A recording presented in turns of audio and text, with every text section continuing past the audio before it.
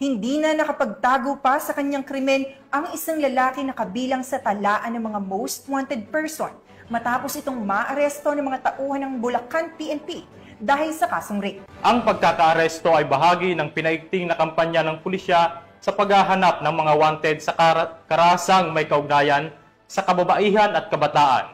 Ang report mula kay Patroluman Mildred Tawagon.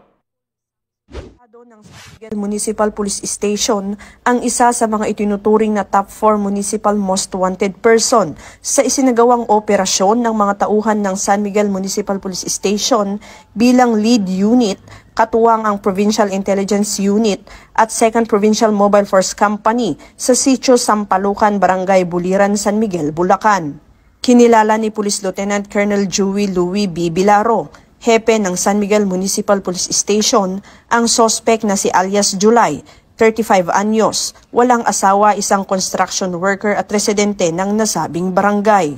Nadakip ang akusado sa bisa ng warrant of arrest na inilabas ni Honorable Judge Olivio V. Escobia Samar, presiding judge ng Regional Trial Court Branch 79, Malolos City, para sa kasong rape na walang inirekomendang piyansa. Kasalukuyan nang nasa kustudiya ng San Miguel MPS Custodial Facility ang akusado para sa kaukulang dokumentasyon at tamang disposisyon. Ang pagkakaaresto sa akusado ay patunay ng patuloy na dedikasyon ng Bulacan PNP sa ilalim ng pamumuno ni Police Colonel Angel L. Garciliano, Acting Provincial Director ng Bulacan Police Provincial Office, sa pagsugpo sa kriminalidad at pagpapanatili ng kaayusan sa lalawigan sa pamamagitan ng matibay na koordinasyon ng mga unit ng kapulisan at suporta ng komunidad na nanatiling matatag ang layunin ng pulisya na tiyakin ang kaligtasan at katahimikan ng bawat Bulakenyo.